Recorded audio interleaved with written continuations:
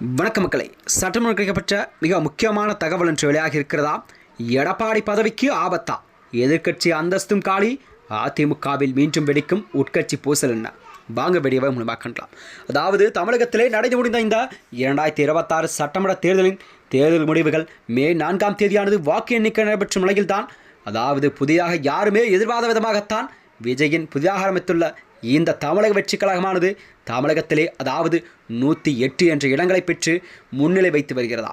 விஜய் அவர்கள் தமிழகத்திலே ஒரு தனி பெரும்பான்மை தனியாக நின்று கட்சியில் கண்டிப்பாக உச்சக்கட்ட நிலத்தையே சென்று விட்டாராம். இந்நிலையில்தான் தமிழகத்தின் முதலமைச்சர் வேட்பாளர் விஜய்தான் என உறுதி செய்யப்பட்ட நிலையில்தான் அரசியல் பரபரப்பை கிளப்பியிருக்கிறது.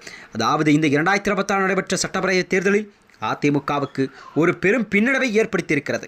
அதிமுக வரலாறு காணாத அளவிற்கு தனது வாக்கு வங்கியின் இழந்திருக்கிறது என்றால் அது மிகையாகாது.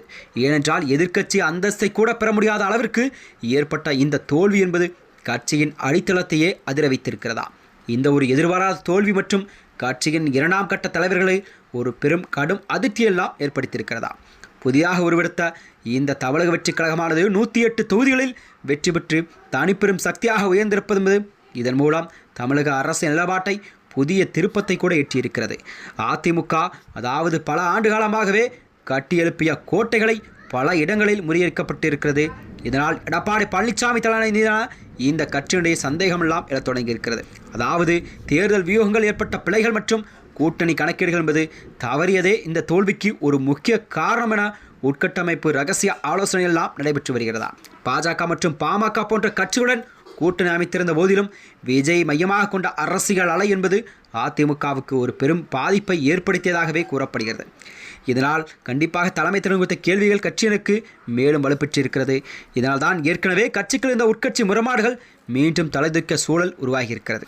அதாவது எடப்பாடி தலைமையில் இந்த அதிமுக என்பது தொடர்ந்து பின்னடைவை சந்திக்கக்கூடிய சூழல்தான் தமிழக அரசியல் வரலாற்றிலே அந்த எதிர்க்கட்சி அந்தஸ்தை கூட இழந்திருக்கும் நிலையில்தான் அதிமுகவின் கட்சி அடுத்த கட்ட நகர்வை என்னவாக இருக்கும் என்ற கேள்விக்குள்ளாம் மக்களிடம் எழுந்திருக்கிறது.